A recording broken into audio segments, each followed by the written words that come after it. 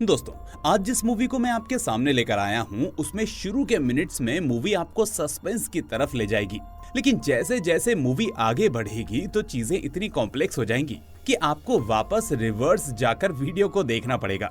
और ऐसी मूवीज को देखने में सच में बहुत मजा आता है। मूवी में कैरेक्टर्स काफी हैं, लेकिन मैं इतनी इजीली आपको एक्सप्लेन करूंगा कि आपको कोई दिक्कत नहीं आएगी। इस मूवी का नाम है मधुशाला, जो हाल ही में ईटीवी तेलुगु ओटीटी प्लेटफॉर्म पर रिलीज हुई है। तो चलिए बिना देरी किए शुरू करते हैं आज की ये एक्सप्लेनेशन। तो मूवी की शुरुआत होती है सन 1990 से, जहां हम एक लड़की को कुछ गुंडों से बचकर भागता हुआ देखते हैं और फिर बहुत लंबी चेजिंग के बाद वो गुंडे उसका गला काटकर उसे मार देते हैं, जिसके साथ ही ये सीन यहीं पर एंड हो जाता है और कहानी 1 साल पहले फ्लैशबैक में चली जाती है। यहाँ हम देखते हैं कि एक दिन गांव का एमएलए सत्यम अपने पीए के साथ दलितों के मोहल्ले में आता है, वोट मांगने नहीं बल्कि उसी मोहल्ले में रहने वाले जगरिया नाम के आदमी से मिलने के लिए। अब जगरिया एमएलए सत्यम को अपने घर के पास देखकर शॉक्ड रह जाता है और यहाँ सत्यम जगरिया से कहता है कि मेरा बेटा और तुम्हारी बेटी एक दूसरे से प्यार करते हैं, इसलिए मैं तुम्हारी बेटी का हाथ मांगने आया हूँ। अब जगरिया ठहरा एक छोटा सा आदमी, इसलिए बिना किसी नान नुकुर के अपनी बेटी की शादी के लिए मान जाता है और इस तरह छोटी मोटी रस्मों के बाद दोनों की शादी की डेट फिक्स हो जाती है। यहाँ हमें पता चलता है कि जगरिया की बेटी का नाम पल्लवी है और दोस्तों ये वही लड़की है जिसे हमने मूवी की शुरुआत में देखा था। अब हम देखते हैं कि पल्लवी अपनी शादी की वजह से काफी खुश होती है। फिर कुछ दिनों बाद एमएलए सत्यम पब्लिक के सामने अपने बेटी की शादी पल्लवी से करवा देता है और फिर जब 1990 में असेंबली इलेक्शंस होते हैं तो सत्यम उसमें जीत जाता है। अब सत्यम अपने साथ के लोगों को भी यही बताता है कि मैं अपनी बहू पल्लवी की वजह से जीता, वह हमारे घर की लक्ष्मी है, तो देखो उसके आते ही मैं इलेक्शन भी जीत गया। इसके बाद उसके मन में बस एक ही चीज होती है कि कैसे भी करके सीएम साहब उसे मिनिस्टर बना दें। खैर, अब एक दिन सत्यम अपने पीए के साथ एक दुकान की ओपनिंग पर जाता है, जहाँ वो अपनी अपोजिशन पार्टी के लीडर वेंकट राव को भी इन्वाइट करता है। यहाँ वेंकट राव उससे कहता है कि सत्यम जी, मैं तो इलेक्शन हार गया, फिर भी आपने मुझे बुलाया, आपकी मेहरबानी। लेकिन तभी सत्यम उसे अकेले में बुलाकर कहता है कि देखो वेंकट राव, अगर तुम्हारी जाति के लोग तुम्हें वोट देंगे तो तुम नहीं जीतोगे, और अगर मेरी जाति के लोग मुझे वोट देंगे तो मैं नहीं जीतूंगा। इसलिए मैंने दलितों से रिश्ता बनाया, उनकी मदद की और दलितों ने ही मुझे जितवाया। एक और बात, तुम्हारी पार्टी यहाँ जीतने वाली नहीं है, इसलिए तुम किसी दूसरे गाँव में जाकर ट्राई कर लो। ये सुनकर वेंकट राव को उसकी सोच का अंदाजा हो जाता है, इसलिए वो जवाब देता है कि सत्यम भाई, ये पॉलिटिक्स है, यहाँ किसी की गद्दी परमानेंट नहीं रहती। खैर, इसके बाद हम मधुर वाणी नाम की एक लेडी को देखते हैं जिसे पॉलिटिक्स में एंट्री चाहिए थी, इसलिए वो रघु नाम के एक पॉलिटिकल मेंबर के पास आती है ताकि वो उसे रास्ता दिखा सके। इसके बाद हम दुर्गा नाम के एक लड़के को देखते हैं जो एक दारू और चिकन की शॉप पर काम करता है और उसकी शॉप पर कनक्कम नाम की एक लड़की डेली अपने फादर के लिए दारू खरीदने आती है और इसी के चलते वो दोनों एक दूसरे को लाइक भी करने लगते हैं। फिर हम दुर्गा की दुकान के मालिक अनायत डम्मा को देखते हैं जिसे उसकी चहेती गर्लफ्रेंड रोज खाना देकर जाती है और अनायत डम्मा भी उसे बहुत प्यार करता है। अब सीन शिफ्ट होता है और हम वेंकट राव के पार्टी मेंबर्स को उसके पास देखते हैं। वो उससे कहते हैं कि वेंकट राव जी, बाकी गाँव में भी सत्यम की ही चर्चा है, हर जगह उसकी पार्टी का झंडा लहरा रहा है, आखिर ऐसे कैसे चलेगा? तो वेंकट राव कहता है कि हाँ मुझे पता है, अब कुछ करना पड़ेगा वरना अगले इलेक्शंस में मेरा पत्ता कट हो जाएगा। फिर दूसरे दिन एक अनजान आदमी रघु को फोन करता है कि रघु, तुम्हें एक लड़की को मारना होगा, और ऐसा कहकर वो उसे सत्यम की बहू पल्लवी की फोटो भेज देता है। अब रघु ये फोटो देखकर शॉक्ड रह जाता है और कहता है कि भाई, ये काम तो बहुत रिस्की है, ऊपर से ये लड़की का मामला है, हम कोई और रास्ता ढूंढते हैं। लेकिन वो आदमी कहता है कि नहीं, इस लड़की को मारना ही पड़ेगा और कोई दूसरा रास्ता नहीं है। तो फाइनली अब रघु मान जाता है और कहता है कि ठीक है भाई, अगर ऐसी बात है तो फिर तो मारना ही पड़ेगा। इसके बाद हम देखते हैं कि रघु एक मछुआरे से जाकर मिलता है और उसे पल्लवी की फोटो दिखाकर कहता है कि तुम्हें इसे मार देना होगा। तो मछुआरा पूछता है कि आपने ये काम कब से शुरू कर दिया? तो रघु जवाब देता है कि ये मेरा काम नहीं है, बल्कि ऑर्डर मेरे ऊपर वालों से मेरे पास आया है, इसलिए मानना तो पड़ेगा। इसी बीच रघु कहता है कि तुम एक काम करो, फिलहाल इसे किडनैप कर लो, बाद में बता दूंगा कि क्या करना है। इसके बाद वो मछुआरा ईंटों का भट्टा चलाने वाले वीरासामी नाम के आदमी के पास जाता है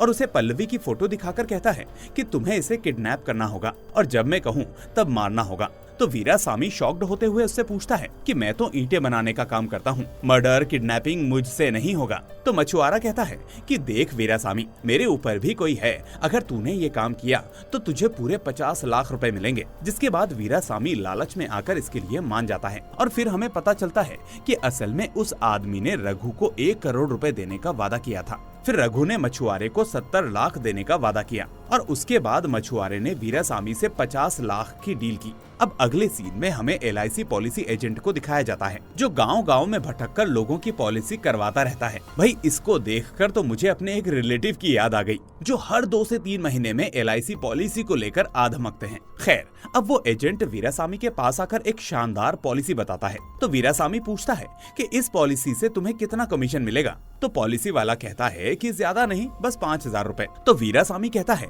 कि मैं तुझे 30 लाख रुपए दूंगा अगर एक छोटा सा काम कर दे तो इस तरह अब वो उसे पल्लवी की फोटो दिखाकर उसे किडनैपिंग करने को कहता है। अब ये देखकर पॉलिसी वाला भी शॉक्ड होकर कहता है कि मैं तो जिंदा लोगों की पॉलिसी करवाता हूँ, मर्डर किडनैपिंग मुझसे नहीं होगा। तो वीरासामी कहता है कि सोच ले, 5000 पूरी जिंदगी भी हर महीने जमा करेगा तो भी 30 लाख रुपए नहीं कमा पाएगा। तो इस तरह आखिर में वो पॉलिसी वाला भी मान जाता है। इसके बाद हमें रवि नाम का एक लड़का दिखाया जाता है जो रोजाना एक क्लब में जुआ खेलकर अपने पैसे हारता रहता है। वहीं वो पूरे गांव का लेनदार होता है। आए दिन लोग उससे कर्जे के लिए झगड़ते रहते हैं और आज तो हद ही हो जाती है क्योंकि कर्जे के चक्कर में अब वो क्लब वाले उसे अंदर नहीं आने देते और ये चीज उस पॉलिसी वाले को पता थी, इसलिए वो इसी बात का फायदा उठाते हुए फौरन रवि के पास जाता है। फिर वो रवि से कहता है कि तेरी गई हुई इज्जत वापस आ सकती है, मेरे पास एक काम है अगर तू करना चाहे तो रवि कहता है कि मुझे मेरी इज्जत की कोई जरूरत नहीं, मेरा 2 लाख रुपए का कर्जा है और 1 लाख का मैं मधुर वाणी को गिफ्ट देना चाहता हूँ, इसलिए पैसे का काम हो तभी बताना।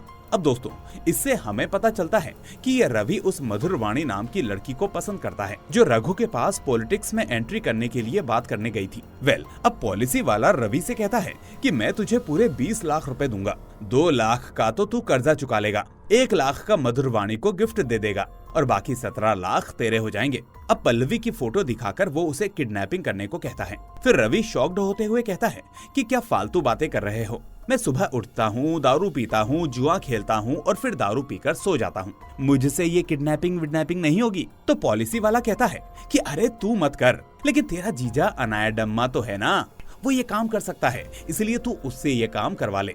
अब रवि को ये आइडिया अच्छा लगता है क्योंकि पैसों की जरूरत उसे भी थी, इसलिए वो सीधे अपनी बहन के पास जाता है जो अनायाडम्मा की गर्लफ्रेंड है।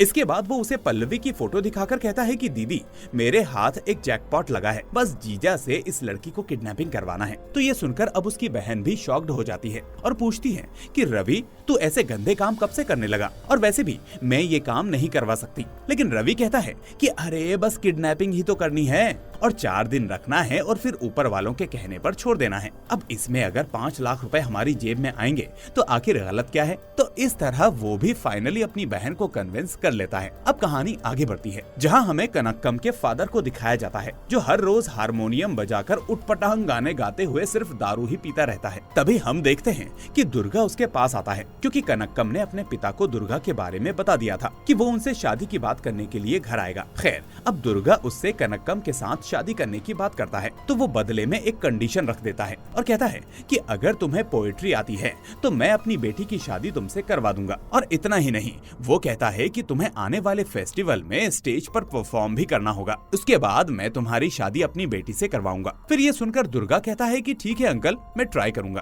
अब उसी रात जब अनायाडम्मा अपनी गर्लफ्रेंड से मिलने आता है तो वो उससे मुंह फेरने लगती है और उसको भाव ही नहीं देती, जिससे वो समझ जाता है कि अगर कोई लड़की रात को मुंह फेर ले तो इसका मतलब है कि उसे कुछ चाहिए। इसलिए प्यार से पूछने पर उसकी गर्लफ्रेंड उसे पल्लवी की फोटो दिखाते हुए कहती है कि तुम्हें मेरे लिए इस लड़की को किडनैप करना होगा। तो ये सुनकर अनायाडम्मा शॉक्ड रह जाता है और ऐसा करने से मना करता है। वो कहता है कि मैं तुमसे प्यार करता हूँ, इसका मतलब तुम मेरा फायदा उठाओगी। तो गर्लफ्रेंड रूठते हुए कहती है ठीक है मत करो, अब जो ये काम करेगा वही मेरे पास आएगा। पर अनायाडम्मा को तो उसका प्यार चाहिए था, इसलिए आखिर में वो इसके लिए हाँ कर देता है। फिर दूसरे दिन अनायाडम्मा काफी सोचता है कि इस काम को वो कैसे करे। तो जैसे कि अब तक होता आया था वैसा ही अब फिर से होता है। वो पहले अपनी दुकान पर काम करने वाले दुर्गा को अपने पास बुलाता है और फिर उसको ये काम सौंपते हुए कहता है कि तुम्हें मेरे लिए इस लड़की को किडनैप करना होगा। अब दुर्गा भी ये सुनकर हैरान हो जाता है और कहता है कि मैं आपकी दुकान में काम करता हूँ, इसका मतलब आप मुझसे ऐसे पाप करवाओगे? मैं ये सब नहीं करूंगा। तो अनायडम्मा कहता है कि मैं भी मजबूर हूँ, तुम्हें तो पता है कि मैं इतना बेकार आदमी नहीं हूँ,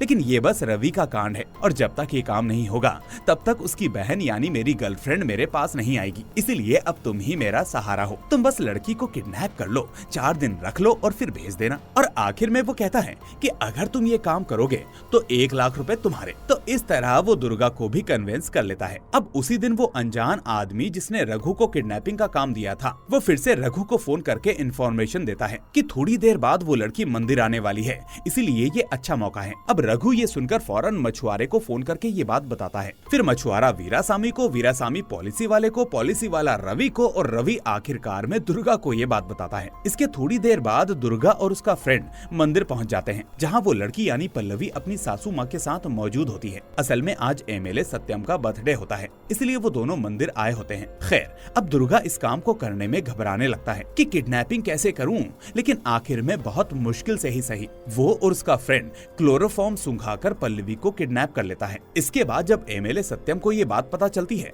तो वो अपनी बीवी को डांटता है कि दिन दहाड़े एमएलए की बहू किडनैप हो गई, आखिर मेरी इज्जत का क्या होगा, तुमसे ध्यान नहीं रखा गया। अब वो फटाफट एक पुलिस वाले को बुलाकर अपनी बहू को ढूंढने के लिए कहता है और साथ में ये हिदायत भी देता है कि मीडिया तक ये खबर ना जाए। फिर दूसरी तरफ हमें पल्लवी को दिखाया जाता है जो होश में आते ही शॉक्ड रह जाती है और समझ नहीं पाती कि वो कहाँ है। इसके बाद जब वो भागने की कोशिश करती है तो दुर्गा और उसका फ्रेंड उसे रोक लेते हैं। वो पल्लवी से कहते हैं कि देखो लड़की, हमने तुम्हें किडनैप किया है, तुम्हें सिर्फ 4 दिन बिना शोर किए यहाँ रहना है और उसके बाद तुम चली जाना। वो कहता है कि इस बीच भागने की कोशिश मत करना क्योंकि तुम यहाँ से भाग नहीं सकती। अब उधर पुलिस वाले सभी गाँव में जाकर पल्लवी की तलाश शुरू कर देते हैं, जबकि इधर रवि उस पॉलिसी वाले से मिलता है और कहता है कि मैंने तुम्हारा काम कर दिया, अब पैसे कब दोगे? तो पॉलिसी वाला कहता है कि मेरे ऊपर भी कोई है, इसलिए जब वो देगा तब मैं तुझे दे दूंगा। लेकिन रवि फिर भी फिलहाल उससे 10,000 रुपए मांग लेता है अपनी दारू और जुए के लिए। उधर एमएलए सत्यम अपनी बीवी से कहता है कि ये बात हमारे बेटे को मत बताना, वो दूसरे शहर में है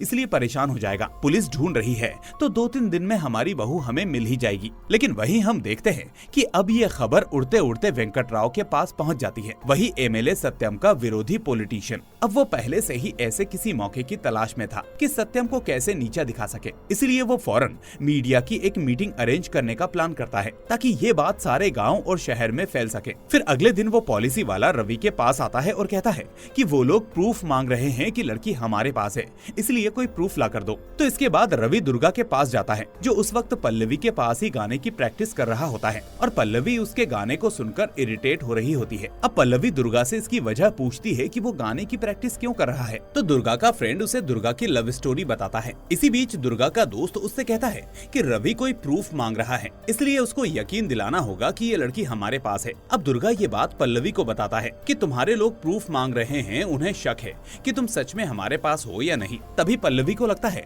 कि अगर वो सबूत दे देगी तो ये लोग उसे जल्दी ही छोड़ देंगे, क्योंकि उस सबूत को देखते ही घर वाले पैसे भेज देंगे और इन लोगों की डिमांड पूरी हो जाएगी। यानी उसे लग रहा होता है कि ये किडनैपिंग पैसों के लिए की गई होगी, इसलिए अब वो अपने सारे गहने उतार कर दुर्गा को दे देती है और कहती है कि ये मेरे घर वालों को दिखा दो। इसके बाद दुर्गा वो सारे गहने लेकर अनायडम्मा के पास जाता है और कहता है कि ये लो आपका प्रूफ। फिर उसी रात अनायडम्मा गहने अपनी गर्लफ्रेंड को दिखाता है और एक गहना उसे गिफ्ट कर देता है। इसके बाद सुबह रवि मधुरवाणी के घर जाता है और फिर वो उसमें से उसे एक गहना गिफ्ट कर देता है और बाकी बचे हुए पॉलिसी वाले को दे देता है। थोड़ी देर बाद पॉलिसी वाला मधुरवाणी के पास पहुंचता है क्योंकि मधुरवाणी ने उसे 10 लाख रुपए की पॉलिसी करवाने का वादा किया था। अब इसी बहाने वो पल्लवी के कुछ गहने उसे गिफ्ट कर देता है, यानी उसे इम्प्रेस करके उससे बड़ी पॉलिसी उठा सके। इसके बाद वो बाकी गहने वीरासामी को दे देता है। फिर हम देखते हैं कि वीरासामी भी मधुरवाणी के पास पहुंचता है क्योंकि वो भी उस पर लट्टू होता है और वो भी उसे एक छोटा गहना गिफ्ट करके बचे हुए गहने मछुआरे को दे देता है। इसके बाद मछुआरा भी मधुरवाणी के पास जाता है क्योंकि उसने उससे कुछ पैसे उधार ले रखे थे, तो वही उधार चुकाने वो पल्लवी का एक गहना उसे दे देता है और आखिर में वो बाकी गहने मछुआरा रघु को लाकर दे देता है, जो होती है सिर्फ एक अंगूठी। यानी धीरे धीरे सारे गिफ्ट देते देते लास्ट में एक अंगूठी ही बचती है। अब रघु उससे कहता है कि हाँ, हाँ, ये प्रूफ काफी है, इसलिए अब मेरे मैसेज का इंतजार करो। इसके बाद रघु उस अनजान आदमी को फोन करता है कि वो लड़की सच में किडनैप हो चुकी है, मेरे पास सबूत आ चुका है। इसके बाद रघु मछुआरे को बुलाकर 70 लाख रुपए देता है और कहता है कि लड़की को मार दो और समंदर में फेंक दो और कोई सबूत नहीं रहना चाहिए। फिर वो मछुआरा 50 लाख रुपए वीरासामी को देता है और कहता है कि लड़की को मारकर अपनी ईंटों की भट्टी में जला दो। फिर वीरासामी पॉलिसी वाले को पैसे देता है और यही बात कहता है। इसके बाद पॉलिसी वाला रवि को पैसे देकर कहता है कि लड़की को मार दो और फिर रवि 1 लाख रुपए दुर्गा को देकर कहता है कि लड़की को मार दो। लेकिन दुर्गा ये सुनकर शॉक्ड रह जाता है कि ऐसे कैसे मार दूं? पहले तो कहा था कि 4 दिन किडनैप करके भेज देंगे। तो रवि कहता है कि देख दुर्गा, तूने ढेर सारी मुर्गियों के गले काटे हैं, इसे भी मुर्गी समझकर काट दे। और फिर वो उसे बड़े लोगों का डर दिखाने लगता है कि अगर ऐसा नहीं किया तो हम लोग भी मारे जाएंगे। इसके बाद दुर्गा वो सारे पैसे पल्लवी को दिखाकर कहता है कि मुझे तुम्हें मारने की सुपारी मिली है, बताओ अब मैं क्या करूं? तो ये सुनकर पल्लवी शॉक्ड रह जाती है क्योंकि उसे लगा था कि पैसे मिलने के बाद वो घर चली जाएगी।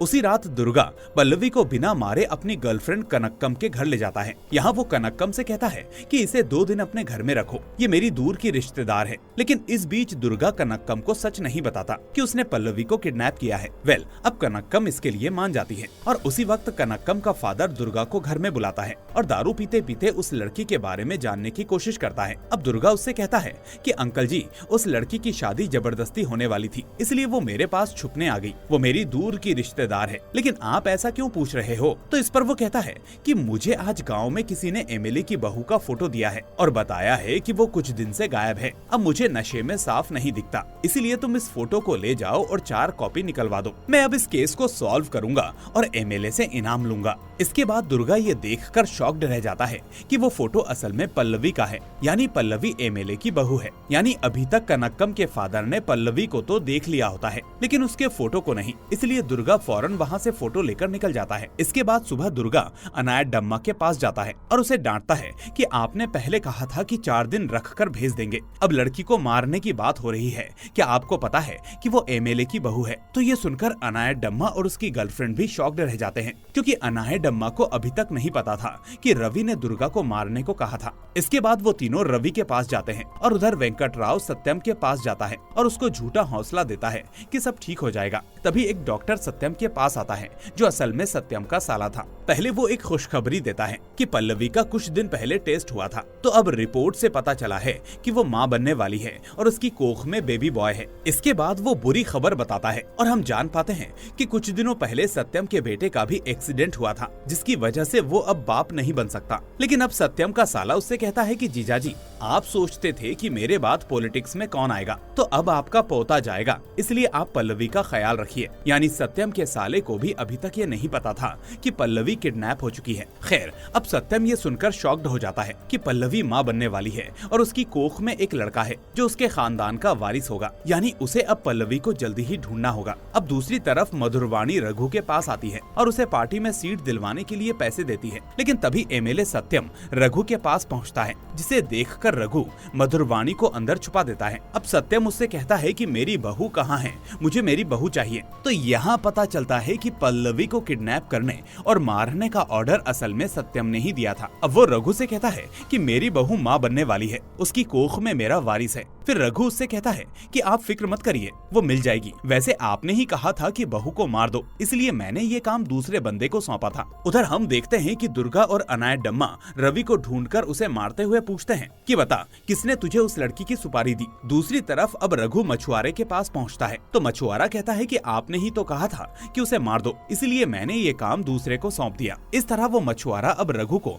वीरासामी के पास ले जाता है। अब वीरासामी भी कहता है कि 2 दिन पहले आपने कहा था कि लड़की को मार दो, तो मैंने ये काम किसी और को दे दिया और शायद उसने उसे मार भी दिया होगा। तो रघु चिल्लाकर कहता है कि नहीं, वो मरनी नहीं चाहिए, तुमने ये काम किसे दिया, चलो मुझे उसके पास ले चलो। इस तरह अब ये तीनों पॉलिसी वाले के पास जाने लगते हैं। उधर रवि भी दुर्गा और अनायडम्मा को लेकर पॉलिसी वाले के पास पहुंचता है, क्योंकि उसने ही रवि को ये काम दिया था। लेकिन तभी वो पॉलिसी वाला रास्ते में अपनी बाइक से कहीं जाते वक्त एक एक्सीडेंट में मारा जाता है और अब उसी रोड पर ये 6 लोग पहुंच जाते हैं। फिर रवि कहता है कि इस पॉलिसी वाले ने मुझे ये काम दिया था। और उधर वीरासामी रघु से कहता है, मैंने ये काम इसी आदमी को दिया था। पर तभी पुलिस वाले वहाँ आते हैं और उन्हें देखकर ये 6 लोग अपने अपने रास्ते निकल लेते हैं। इसके बाद रघु वीरासामी और मछुआरे को साइड में ले जाकर डांटता है कि जब मैंने तुम्हें ये काम सौंपा था तो तुमने किसी और को ये काम क्यों दिया। फिर मछुआरा वीरासामी को डांटता है कि मैंने तुम्हें ये काम सौंपा तो तुमने पॉलिसी वाले को क्यों दिया। और इसी बीच इनको पता चलता है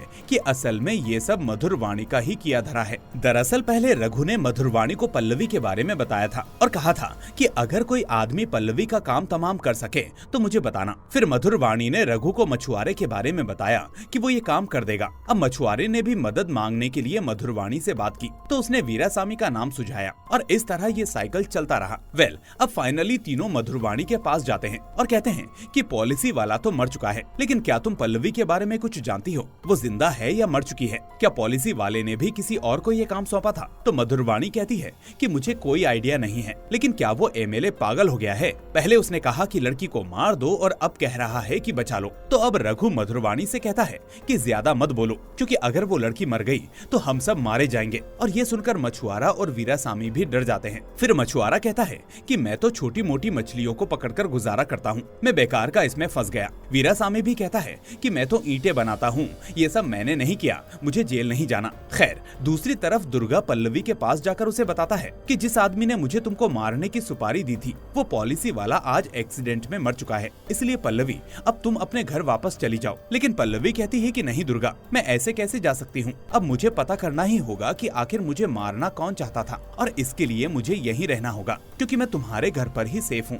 वो कहती है कि प्लीज तुम भी पता करो कि मुझे मरवाने वाला कौन है। अब थोड़ी देर बाद दुर्गा और अनायडम्मा किसी जगह पर इसी बारे में बात कर रहे होते हैं कि आखिर पल्लवी को मारने का रिस्क कौन लेगा, क्योंकि वो एक एमएलए की बहू है। तभी एक आदमी दुर्गा से 2000 रुपए उधार मांगता है और कहता है कि अगर मैंने अपने मालिक को उसके पैसे नहीं चुकाए तो वो मुझे मार देगा, जैसे उसने उस पॉलिसी वाले को मरवा दिया। तो इस तरह दुर्गा और अनायडम्मा को पता चलता है कि असल में उस पॉलिसी वाले का एक्सीडेंट नहीं हुआ बल्कि उसे किसी ने मारा है। अब ये दोनों जब इस आदमी से पूछते हैं कि मरने से पहले क्या ये पॉलिसी वाला किसी आदमी से मिला था, तो ये आदमी इन दोनों को वीरासामी के बारे में बताता है। वो कहता है कि हाँ, वो पॉलिसी वाला उस भट्टे वाले से मिला था और किसी लड़की के बारे में बात कर रहा था कि उसे कितने दिन और रखना है। तो ये सुनकर दुर्गा समझ जाता है कि पॉलिसी वाले को ये सुपारी देने वाला वीरासामी ही होगा, इसलिए अब वो सीधा वीरासामी के ईंटों के भट्टे पर पहुंचता है और उससे पूछता है कि उस लड़की को मारने के लिए किसने कहा। अब वीरासामी उसे पुलिस वाला समझकर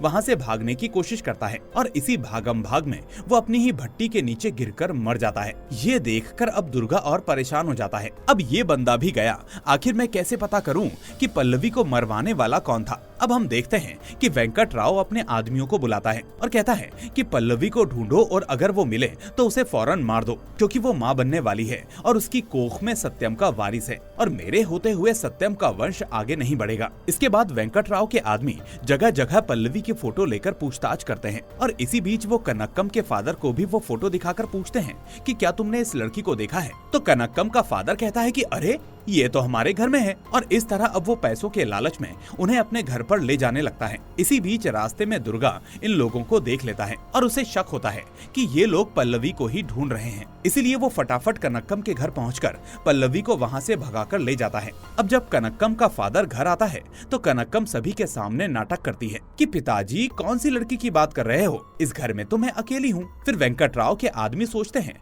कि ये आदमी पियक्कड़ है, खामखा इसकी बात पर भरोसा किया, और इस तरह वो वहाँ से चले जाते हैं। इधर अनायडम्मा की गर्लफ्रेंड उसके लिए खाना लेकर आती है और तभी दुर्गा उसकी कमर में पल्लवी का वो एक गहना देखकर शॉक्ड रह जाता है। अब अनायडम्मा उससे कहता है कि असल में मैंने ही अपनी गर्लफ्रेंड को ये गिफ्ट दिया था। तो दुर्गा कहता है कि जैसे आपने गिफ्ट दिया वैसे ही पॉलिसी वाले ने भी गहनों में से कुछ चुराया होगा, चलो इसके बारे में पता करते हैं। उधर हम देखते हैं कि मधुरवाणी पॉलिसी वाले के घर पहुंचती है और उसकी फैमिली को हौसला देने लगती है, जबकि दुर्गा अब मधुरवाणी का पीछा करते हुए यहाँ तक आ जाता है और सोचने लगता है कि आखिर ये लेडी इस पॉलिसी वाले के घर पर क्यों आई होगी, जबकि असल में वो ये जानने आई होती है कि असल में पॉलिसी वाले ने पल्लवी की सुपारी और किसे दी होगी, लेकिन यहाँ उसे कुछ पता नहीं चलता। लेकिन दुर्गा और उसका फ्रेंड मधुरवाणी को अब भी फॉलो कर रहे होते हैं अब वो देखते हैं कि मधुरवाणी वेंकट राव से मिलने जाती है। दरअसल हुआ ये था, रघु ने मधुरवाणी से कहा था कि अगर पल्लवी नहीं मिली और मैं फंसा तो मैं तुम सबको फंसा दूंगा। तो इस तरह अपनी जान बचाने के लिए मधुरवाणी वेंकट राव से डील करती है। वो कहती है कि आपको जिताने के लिए मेरे पास एक ठोस सबूत है, लेकिन बदले में आप मुझे क्या दोगे। तो सीन यहाँ से अब फ्लैशबैक में जाता है और दिन वही होता है जब मधुरवाणी रघु से मिलने गई थी और तभी सत्यम के वहाँ आने से मधुरवाणी दूसरे कमरे में छुप गई थी। अब रघु ने उस कमरे में एक वीडियो कैमरा छुपा कर रखा था ताकि सत्यम की बातें रिकॉर्ड कर सके। और उस वीडियो में सत्यम कहता है कि मैंने सोचा था कि इस इलेक्शन में वेंकट राव जीतेगा, लेकिन मेरे बेटे ने एक कांड कर दिया और एक दलित लड़की से प्यार कर लिया। मुझे लगा कि मेरे वोट कट जाएंगे, लेकिन फिर मैंने इस चीज को एक हथियार बना लिया। वो कहता है कि दलितों का वोट पाने के लिए मैंने अपने बेटे की शादी पल्लवी से करवा दी। अब वो दलित लड़की मेरे घर में रहती है, मेरे सोफे पर बैठती है, मेरी गाड़ी में घूमती है, लेकिन मैं और नाटक नहीं कर सकता। इसलिए रघु, तुम उस लड़की को मार दो। अब मधुरवाणी उस दिन के वीडियो टेप को चुरा लेती है और प्रेजेंट में वो ये बात वेंकट राव को बता देती है कि पल्लवी को किडनैप करवाने में उसके ससुर सत्यम का ही हाथ है। इसके बाद मधुरवाणी रवि को अपने घर बुलाती है और चाय देते हुए कहती है कि मुझे पता है पल्लवी तेरे पास है, लेकिन अब तुझे उसे सच में मारना होगा। ये सुनकर रवि पूछता है कि तुम्हें कैसे पता कि वो मेरे पास है। तो मधुरवाणी कहती है कि जो गहना तूने मुझे दिया है मैंने उससे पता कर लिया, और अगर तू अब मेरा काम कर देगा तो हर रोज मेरे घर पर चाय पीने आ सकता है। तो ये सुनकर उसी रात रवि कनक्कम के घर पहुंचता है और पल्लवी को मारने की कोशिश करता है। फिर कनक्कम उसे रोकने की कोशिश करती है कि तभी दुर्गा भी वहां पर पहुंचकर उल्टा रवि को मार पीट कर उसे कंट्रोल कर लेता है। अब दुर्गा के पूछने पर रवि उसे मधुरवाणी के बारे में सच सच बता देता है। फिर दुर्गा और अनायडम्मा उसे समझाते हैं कि मधुरवाणी एक नागिन है, वो अपना काम करवाकर तुझे भी डस लेगी। इसके बाद रवि को अपनी गलती का एहसास होता है और अब वो दुर्गा और पल्लवी से माफी मांगता है। फिर अगले दिन ये लोग मिलकर एक नाटक करते हैं और पल्लवी के गले पर लाल पेंट लगाकर उसकी फोटो खींचते हैं जैसे उसे मार दिया हो। और दोस्तों, ये वही सीन था जो हमने मूवी की शुरुआत में देखा था। अब रवि वो फोटो सीधे मधुरवाणी को दिखाता है, जिसके बाद मधुरवाणी उसे अप्रिशिएट करती है और फिर वो उस फोटो को वेंकट राव को दिखाती है क्योंकि उसी ने उसे ऐसा करने का ऑर्डर दिया था। अब दुर्गा और उसका फ्रेंड मधुरवाणी को फॉलो करते हुए वेंकट राव के पास पहुंचते हैं और समझ जाते हैं कि ये कांड वेंकट राव का है। इसके बाद वेंकट राव अपने आदमियों को ऑर्डर देता है कि रघु को मार दो क्योंकि वो असली सच जानता है। और फिर जब वो रघु को मारने पहुंचते हैं तो दुर्गा वहां आकर गुंडों को मार पीट कर भगा देता है। इसके बाद वो रघु को अपनी बाइक पर बैठाकर वहां से ले जाता है। अब दुर्गा उसे समझाता है कि वो मधुरवाणी वेंकट राव से मिली हुई है क्योंकि उसके घर जाने के बाद ही वेंकट राव ने तुम्हें मारने के लिए अपने आदमी भेजे। अब रघु दुर्गा को बताता है कि पल्लवी को मारने वाला उसका ससुर सत्यम ही था, लेकिन बाद में जब उसे पता चला कि पल्लवी प्रेग्नेंट है तो उसने ये काम रुकवा दिया। फिर यही बात दुर्गा पल्लवी को बताता है तो पल्लवी उसका यकीन नहीं करती। इसके बाद दुर्गा दोबारा रघु के पास जाता है कि पल्लवी मेरी बात पर भरोसा नहीं कर रही। तो रघु कहता है कि मेरे पास सबूत है, और शायद वही सबूत यानी वो रिकॉर्डेड टेप ही मधुरवाणी ने वेंकट राव को दिखाया होगा, लेकिन उसे नहीं पता था कि मेरे पास एक और सबूत है। इस तरह अब वो दुर्गा को अपने घर ले जाता है। अब अगले दिन वेंकट राव पेपर में ये न्यूज छपवाता है कि एमएलए सत्यम ने ही अपनी बहू को किडनैप करवाकर मरवा दिया और मेरे पास इस बात के ठोस सबूत हैं। और इस तरह वो मीडिया को 11 बजे अपने घर पर बुलाता है सबूत दिखाने के लिए। इसके बाद मीडिया वाले वेंकट राव के घर पहुंचते हैं, लेकिन जब वो उस वीडियो क्लिप को प्ले करता है तो उसमें कुछ नहीं होता। फिर बाद में वही मीडिया वाले सत्यम के पास जाते हैं और कहते हैं कि वेंकट राव का कहना है कि आपने अपनी बहू को किडनैप करवाकर मरवा दिया। तो सत्यम कहता है कि ये राजनीति है, यहाँ हारा हुआ नेता जीतने वाले पर कीचड़ ही उछालता है, लेकिन आप लोग यहाँ आए हो तो अब चाय पीकर जाना। और इसी बीच जब खुद पल्लवी चाय लेकर आती है तो मीडिया वाले शॉक्ड रह जाते हैं। इसके बाद सीन यहाँ से फ्लैशबैक में जाता है और हम देखते हैं कि कल रात रघु और दुर्गा मधुरवाणी के पास गए थे। वो उसे काफी सुनाते हैं कि एक छोटी सी सीट के लिए तुम एक लड़की को मारने चली थी। इसके बाद रघु मधुरवाणी को एक वीडियो दिखाता है जिसमें उसने चोरी छुपे मधुरवाणी की वीडियो बनाई थी, जिसमें वो हर बंदे से कांटेक्ट करके पल्लवी को किडनैप करने को कहती है, मछुआरे, वीरासामी और पॉलिसी वाले को। अब ये देखकर मधुरवाणी असली टेप दुर्गा को दे देती है जो उसने रघु से चुराया था। फिर दुर्गा वो दोनों वीडियोस पल्लवी को दिखाता है, जिसमें से एक में सत्यम कहता है कि पल्लवी को मार दो, और दूसरे में जब उसे पता चलता है कि पल्लवी प्रेग्नेंट है तो वो रघु से कहता है कि मेरी बहू को कुछ नहीं होना चाहिए। ये देखकर अब पल्लवी के होश उड़ जाते हैं और दुर्गा उसे समझाता है कि बिना फिक्र अपने ससुराल चली जाओ, अब वो एमएलए तुम्हारा कुछ नहीं बिगाड़ पाएगा, और ऐसे ही जताना जैसे तुम्हें कुछ पता ही नहीं। तो इस तरह पल्लवी रात को वापस घर पर आ जाती है। अब प्रेजेंट में सत्यम रघु को बुलाता है और कहता है कि जाने अनजाने में मैं बड़ी गलती करने वाला था। अच्छा हुआ ये बात हम दोनों के अलावा कोई नहीं जानता। तो रघु कहता है कि भैया जी, असल में इसमें काफी लोग इन्वॉल्व हैं। इसके बाद वो एक एक कर सबको बुलाता है, दुर्गा, कनक्कम, अनायडम्मा और रवि को। अब दुर्गा सत्यम से कहता है कि जब पल्लवी हमारे पास आई तो हमने उसकी जात पात नहीं पूछी और उसका अच्छे से ख्याल रखा, लेकिन सर ये आपकी बहू है, अगर गलती से उसकी जान चली जाती तो कभी लौट कर नहीं आती। इसलिए सर हम लोग मासूम पब्लिक हैं, हमारे साथ जात पात की पॉलिटिक्स मत कीजिए। इसके बाद दुर्गा कनक्कम के घर जाता है, जहां उसका फादर बिना किसी कंडीशन के उनकी शादी फिक्स करवा देता है और इसी के साथ मूवी यहाँ दी एंड हो जाती है। तो दोस्तों, कुछ लोग सोचेंगे कि ये बहुत ही साधारण सी मूवी थी, लेकिन इसमें जो चीज लास्ट में दिखाई गई और जो दुर्गा ने लास्ट में कहा, वही इस कहानी का असली क्लाइमैक्स है। असल में नेता अपने हिसाब से लोगों की जिंदगियों को ताक पर रख देते हैं, जबकि पब्लिक उन्हीं नेता लोगों के लिए आपस में लड़ती रहती है, ये सोचे समझे बिना कि हम लोगों के आपस में लड़ने या ना लड़ने से उस नेता के घर या परिवार पर कोई असर नहीं पड़ेगा, उल्टा हमारे परिवार इसकी चपेट में आ जाएंगे। तो दोस्तों, ऐसे ही आप लोग भी राजनीति के चक्कर में मत पड़िए और अपने अपने गोल पर ध्यान दीजिए। उम्र बहुत ही छोटी है, इसलिए काम करो, खुश रहो, यही असली जिंदगी है। खैर, अब इस वीडियो को लाइक करके अपने दोस्तों के साथ शेयर भी कर दो और अगर नए हैं तो चैनल को सब्सक्राइब करके नोटिफिकेशन बेल को भी दबा दो। अब मैं मिलूंगा आपसे अगली ऐसी ही शानदार मूवी के साथ। Till then, take care and thanks for watching.